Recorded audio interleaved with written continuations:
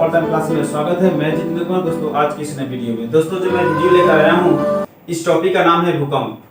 हमारे कई सारे दोस्तों ने कमेंट में लिख के बताए हैं कि सर भूकंप का एक स्पेशल वीडियो बना करके डाल दीजिए, ताकि जो मेरे एग्जाम में जो एग्जाम होंगे उसमें जो प्रश्न पूछे जाएंगे, ताकि मैं उस एग्जाम को उस प्रश्न को मैंने क्रिएट कर सकूं और अपने मंजिल के पालूं।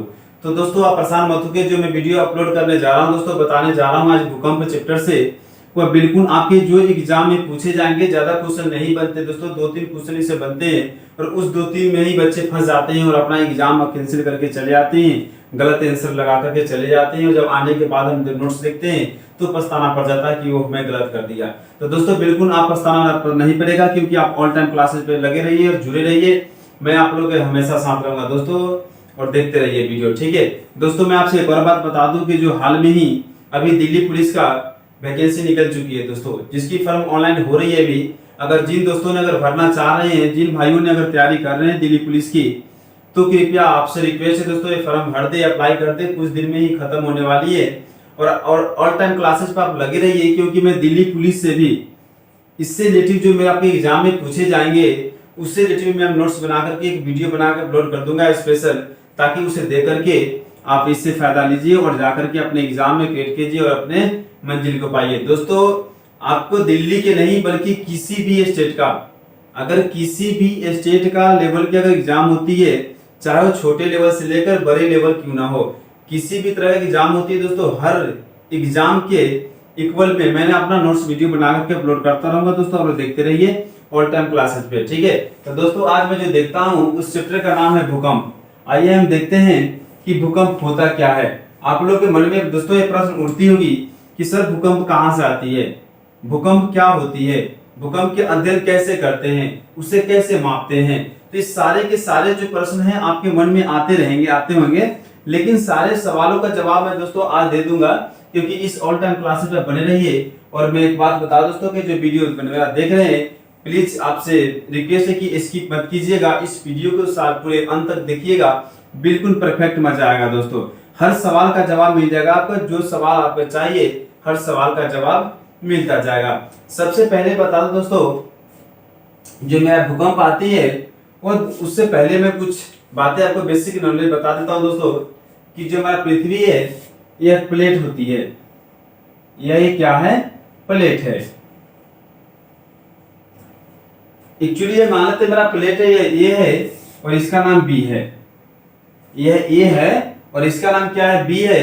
यह जो एक ही तरफ में गति कर रही है दोस्तों, ये जो मेरी प्लेट है एक ही तरफ में गति कर रही है, तो इसे हम क्या कहते हैं, तो इसे रूपांतरण गति कहते हैं, रूपांतरण गति कहते हैं, ठीक है ना। तो दोस्तों आप ध्यान याद रखिएगा कि इस प्लेट से ज्यादा असर नहीं पड़ती है, क्योंकि यह एक तरफ ही प्लेट चल रही है।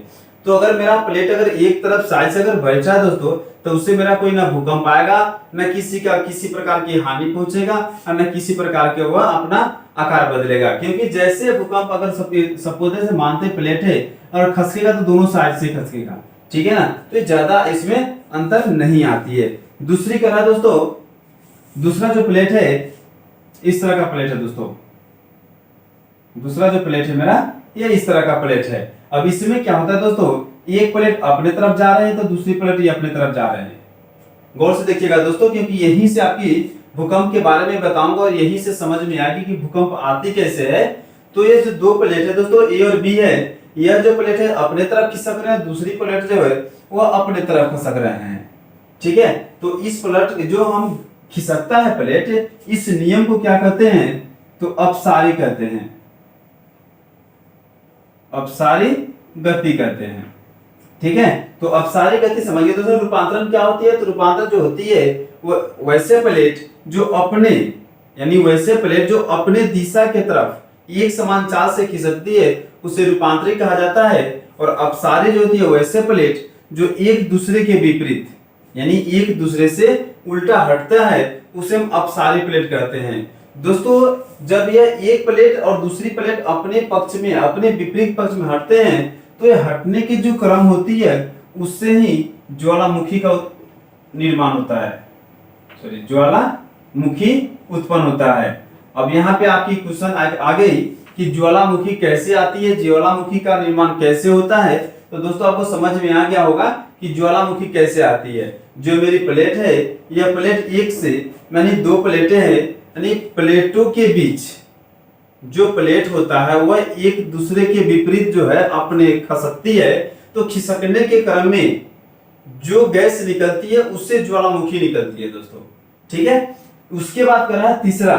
तीसरा क्या कर रहा है दोस्तों, अब हम तीसरा के बारे में देखते हैं, प्लेट के बारे में। यह जो तीसरा प्लेट है दोस्तों, सेम उस तरह का प्लेट होती है, क्योंकि प्लेट का दोस्तों आकार बदलता नहीं है, प्लेटों में सब सेम ही होगा, ठीक है ना।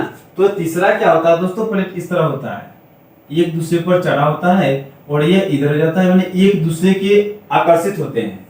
जो प्लेट होता है वह एक दूसरे की क्या करता है, आकर्षित करते हैं, और आकर्षित करने के क्रम में जो इसमें से जो निकलती है, इससे पर्वत का निर्माण होता है। पर्वत का निर्माण होता है, जैसे में हिमालय पर्वत। तो दोस्तों आपको समझ में आ गया होगा कि जो चट्टान होते हैं, जो पर्वत होते हैं, उसका निर्माण कैसे किया गया है।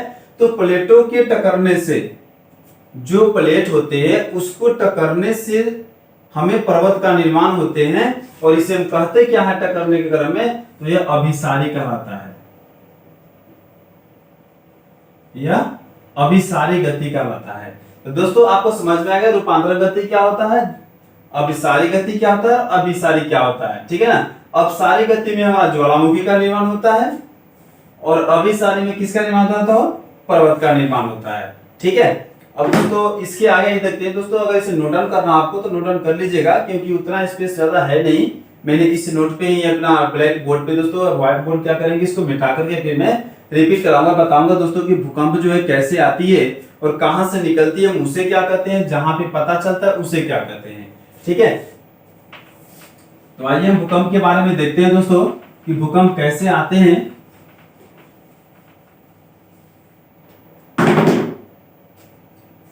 मान लीजिए मेरी पृथ्वी है, यह मेरी पृथ्वी है, और इसमें हम देखते हैं यह मेरी केंद्र हो गई, यह मेरा क्या हो गया, केंद्र हो गया।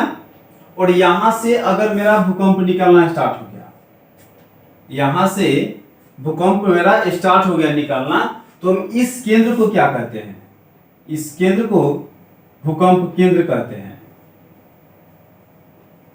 भूकंप केंद्र कहते हैं, ठीक है दोस्तों। यही से आपकी एग्जाम में क्वेश्चन बनती है। दूसरा पॉइंट कि आपके एग्जाम में अगर क्वेश्चन इससे पूछ दिया जाए कि जहां से भूकंप का निर्माण किया जाता है या जहां से भूकंप का उत्पन्न होता है, उस जगह को हम क्या कहते हैं, तो भूकंप केंद्र कहते हैं, ठीक है। दूसरा क्वेश्चन आ रहा है दोस्तों, अगर भूकंप यहां से उत्पन्न हुआ और धरती के जो हमें पता कैसे चलेगा, एक्चुअली ये धरती के तो अपने केंद्र पे है, लेकिन हम तो धरती के ऊपरी परत पे है दोस्तों, तो मुझे कैसे पता चलेगा कि भूकंप आया नहीं आया। तो यहां से क्या करेगा, भूकंप निकलना स्टार्ट करेगा, यहां जो है भूकंप निकलना स्टार्ट होता है अलग अलग दिशा में, ठीक है ना। यह जो है भूकंप निकलना स्टार्ट होते हैं। अब इस सारे क्षेत्र पे, यह जो सारा क्षेत्र है, इस सारे क्षेत्र पे क्या करता है, कहीं ना कहीं जो भूकंप निकलता है, और भूकंप होता क्या है, प्लेटों के जो होता है ना खिसका टकराव के कारण होती है।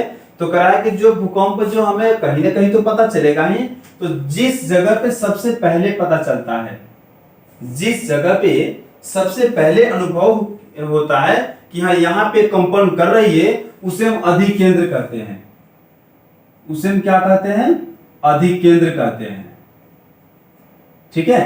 अब दोस्तों याद रखिएगा कि जहां से भूकंप निकलती है, जहां से मेरा भूकंप निकलना स्टार्ट होती है, शुरुआत होती है, उसे हम क्या कहते हैं, तो भूकंप केंद्र कहते हैं। और जहां पे सबसे पहले अध्ययन किया जाता है, जहां पे सबसे पहले मेरा भूकंप का अध्ययन किया जाता है, उसे हम क्या कहते हैं, तो अधिकेंद्र कहते हैं। आपके एग्जाम से 2 क्वेश्चन बनते हैं, यहाँ पे सवाल बनते हैं, ठीक है। तो आपके मन में जो डाउट था वो क्लियर हो गया दोस्तों कि भूकंप कहां से निकलती है, उसे क्या कहते हैं, जहां पे सबसे पहले अध्ययन किया जाता है उसे क्या कहते हैं, ठीक है। उसके आगे देखते हैं,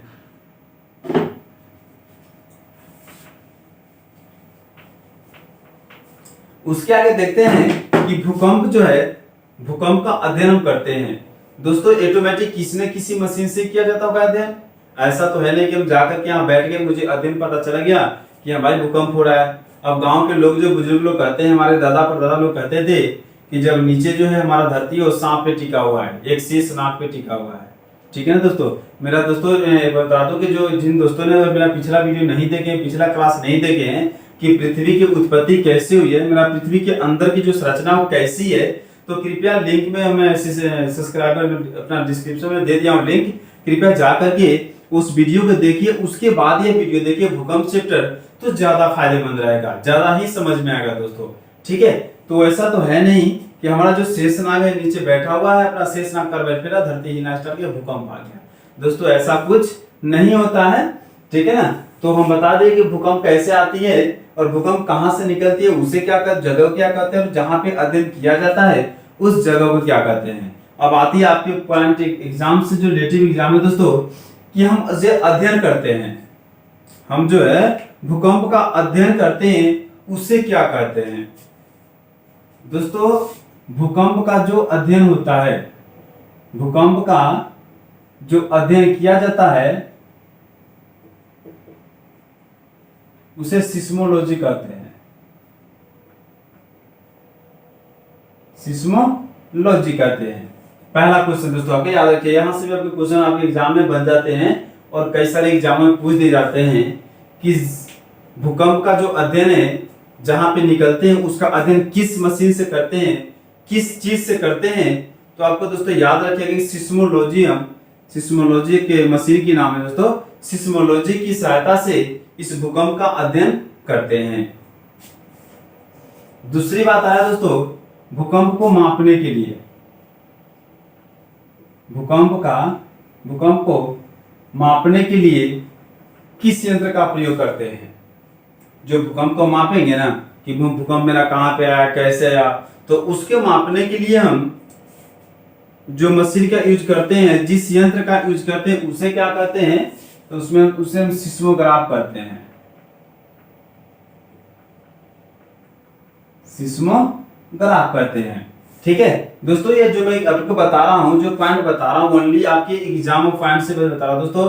मैंने पहले बता दिया दोस्तों कि जो भी मैं वीडियो बताता हूं दोस्तों, जो भी मैं नोट्स बना करके अपना वीडियो प्रोवाइड करता हूं दोस्तों, वो ओनली वन आपकी एग्जाम से रिलेटेड रहेगा। ऐसा नहीं, वीडियो तो बहुत सारे बनते हैं, बहुत दोस्तों ने बनाते हैं, कई सारे टीचर ने बनाते हैं जो लाखों लाख की संख्या में है, लेकिन कितना जो है लेक्चर बनाते हैं, तो कितना जो है 2 घंटे का बनाते हैं, कितना 1 घंटे का बनाते हैं, और कितना सारे जो होते हैं। एक कहावत सुना होगा दोस्तों कि जो कली जो होती है वो कीड़ा में खिलती है, यानी जो नाली होती है, कचरा होती है, उसमें भी कली खिलती है। तो दोस्तों पढ़ने वाले जो आपके एग्जाम में जो पूछे जाएंगे एग्जाम, उसकी वीडियो को जरूरत है कि हम 2 घंटे तक वीडियो बनाए दोस्तों।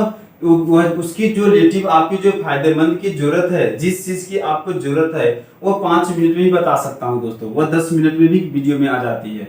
तो ऐसा नहीं कि मैं भूकंप का चैप्टर जो बता रहा हूँ दोस्तों, आपको 1 घंटे का चैप्टर बना दो, 2 घंटे का बना दो, उसे पता चले कि 1-2 ही एग्जाम में पूछने वाले हैं।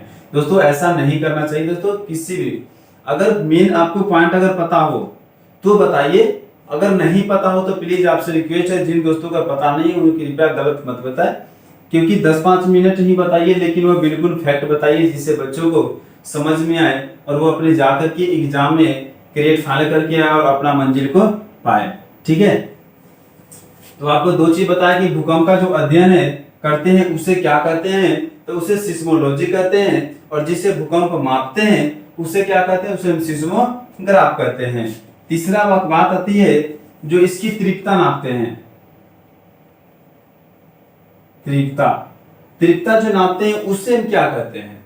सबसे लास्ट सबसे इंपोर्टेंट क्वेश्चन दोस्तों, जो कि आप सुने होइएगा कि अगर जो पिछले साल आया था, कई साल पहले आया था, और अभी हाल में आया था, लॉकडाउन जो लगा था दोस्तों कोविड-19 के चक्कर में, तो उसके बीच में भी आया था कि भूकंप तो आया था कि हाँ 2 पॉइंट कुछ आया था, 3 पॉइंट कुछ तीव्रता आया था। तो उससे मुझे कैसे पता चलता है, कुछ ना कुछ यंत्र है मापने के लिए, तभी तो मुझे पता चलता है ना कि हाँ हम जब तक नहीं नापेंगे उस मशीन को, उस यंत्र से हम किसी न किसी यंत्र से नहीं पता करेंगे, तो मुझे क्या पता कितनी रिएक्टर का स्केल आ रहा है, कुछ ना कुछ तो पता करना पड़ेगा। तो दोस्तों इसको जो तीव्रता जो नापते हैं उसे रिएक्टर स्केल कहते हैं। रिएक्टर स्केल से नापते हैं, रिएक्टर स्केल से नापते हैं इसकी तीव्रता, और उसी से पता लगाते हैं कि कितनी पॉइंट की तीव्रता में, कितनी पॉइंट की स्पीड में जो मेरा भूकंप आया था। अब दोस्तों लास्ट टॉपिक एक और बात बता दूं कि दोस्तों जो भूकंप होती है, दोस्तों मैंने पहले बता दिया हूं दोस्तों कि अगर आपको नोट डाउन करनी है तो प्लीज नोट डाउन करते जाइएगा, क्योंकि मेरे पास उतना ज्यादा स्पेस है नहीं कि मैं एक बार ही बता दूं और पूरी एक बार में ही फोकस करा दोस्तों, क्योंकि जो मैं बताते जा रहा हूं और मिटा रहा दोस्तों, आपसे रिक्वेस्ट है अपना नोट्स बना लीजिएगा, और ज्यादा बेटर हुआ नोट्स बना करके उसे रिवीजन करिए तो बहुत ज्यादा ही फायदा होगा। ठीक है, और वीडियो के बाद सुन रहे हैं दोस्तों तो एक बार में समझिए तो दो बार समझिए, उसे रिवर्स करके बार बार समझिए, एक दो बार 2 से 3 बार समझिएगा तो बिल्कुल आपको कंसेप्ट पता चल जाएगा कि भूकंप होता क्या है, और इससे आप नोट्स खुद को तैयारी कर सकते हैं और आप एग्जाम में जाकर के बिल्कुल आप क्वालिफाई हो सकते हैं। ठीक है, तो अब आइए देखते हैं कि जो भूकंप आती है दोस्तों वो भूकंप कितने प्रकार का होता है। दोस्तों एक्चुअली भूकंप जो होती है, जो भूकंप होती है दोस्तों यह 3 प्रकार की होती है। जो भूकंप होती है वह 3 प्रकार से आती है, और कौन कौन से आती है तो ये देखिए। सबसे पहले जो आती है दोस्तों पी तरंगे आती है, जिसे हम प्राथमिक कहते हैं, जिसे हम प्राथमिक कहते हैं। दूसरा जो है एस तरंगे है, जिसे हम सेकेंडरी कहते हैं। तीसरा जो है एल तरंगे है। ठीक है, भूकंप कितने प्रकार के होते हैं तो 3 प्रकार के होते हैं। कौन कौन होते हैं तो पी तरंगे, एस तरंगे और एल तरंगे।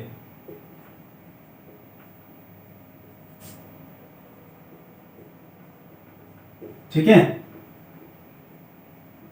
अब देखते हैं कि पी तरंगे क्या होता है, एस तरंगे क्या होता है और एल तरंगे क्या होता है। दोस्तों पी तरंगे जो है करा है कि यह बहुत ही, इसकी स्पीड जो है ना काफी स्पीड होती है दोस्तों, और पी तरंगे जो है यह बार बार आती है।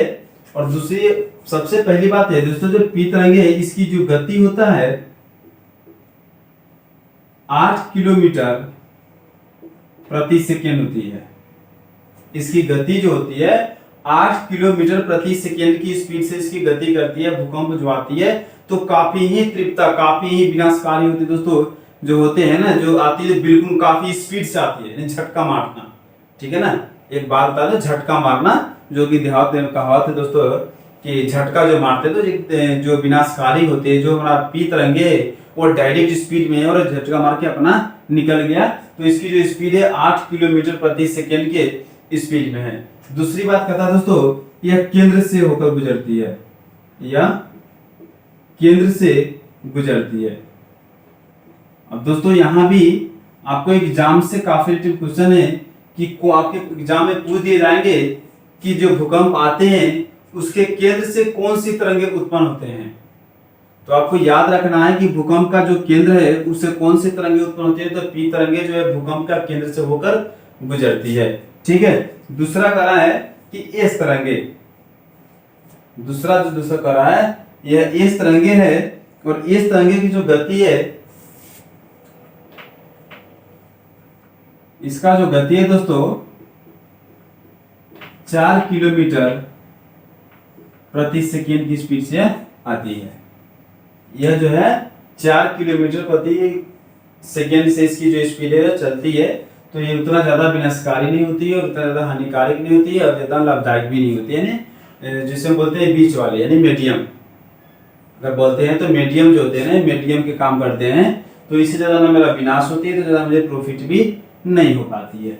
तीसरा जो कह रहा है दोस्तों एल तरंगे, इसका जो गति होता है दोस्तों 1.5 किलोमीटर प्रति सेकेंड की स्पीड से चलता है। इसकी जो गति होती है 1 सेकेंड में 1.5 किलोमीटर चलती है। और सबसे इंपॉर्टेंट बात यह है, यह सबसे ज्यादा विनाशकारी होती है।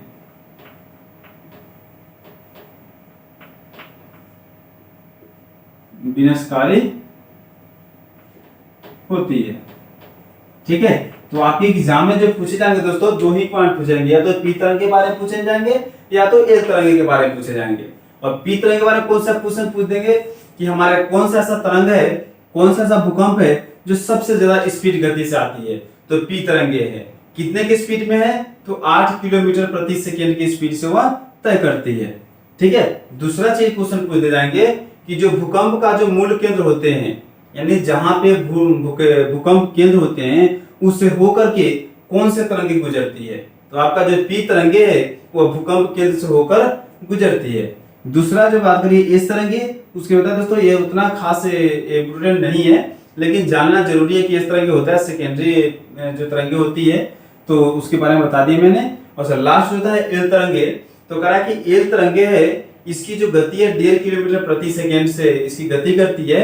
और दूसरा क्वेश्चन इसमें यह भी बात है सही शामिल है कि जो यह पूरे बिल्कुल जितना भी भूकंप आती है सबसे ज्यादा विनाशकारी भूकंप होती है ये। ठीक है, तो आपको पी तरंगे या तो क्वेश्चन आपके बनेंगे तो या तो पी तरंगे से पूछेंगे या तो आपके एल तरंगे से पूछेंगे। तो दोनों चीजों से आपको कंसेप्ट याद रखना है कि पी तरंगे में क्या होती है तो एल तरंगे में क्या अंतर आती है। तो दोस्तों आप समझ गए होंगे कि मेरा भूकंप कितने प्रकार की होती है, तो भूकंप मेरा 3 प्रकार की होती है। कौन कौन होती है, तो पी तरंगे होती है, दूसरा एस तरंगे होती है और तीसरा एल तरंगे होती है। और पी तरंगे क्या होती है उसके बारे में बता दिया मैंने, एल तरंगे क्या होती है उसके बारे में मैंने बता दिया। ठीक है, तो दोस्तों अगर नोट डाउन करना है तो कर लीजिए। मैंने पहले बताया दोस्तों कि मेरे पास उतना स्पेस है नहीं कि मैं सारे दीवार पे बता करके बिल्कुल एक बार आपको अपलोड कर दूं दोस्तों। तो जो मेरा ब्लैक बोर्ड तो छोटा पड़ता है दोस्तों, अब इसीलिए थोड़ा मेटा कर ट्राई करना बताना पड़ता है आप लोगों से। कोई बात नहीं दोस्तों, इतना तो आप लोगों के लिए कर ही सकता हूँ दोस्तों। मैंने पहले बताया कि मेरा जो एम है दोस्तों पैसा कमाना नहीं है, बल्कि जो मेरा एम हुआ है जो हमारे जो दोस्तों है जो मेरे दोस्तों जो मुझसे जुड़े हुए हैं उन लोगों को लक्ष्य को पाना है, लक्ष्य को देना है, लक्ष्य को उसे मिलाना है, ताकि मैं खुश ना सही मेरा दोस्तों कम से खुश रहे, जो मुझसे जुड़े वो तो खुश रहे, अपने मंजिल को पा करके अपने घर परिवार को खुशी संपन्न तो रख सकते हैं दोस्तों। ठीक है, तो दोस्तों इसे अगर नोट कर तो कर लीजिएगा। अब इसके आगे थोड़ी सी टॉपिक और बचाऊं दोस्तों।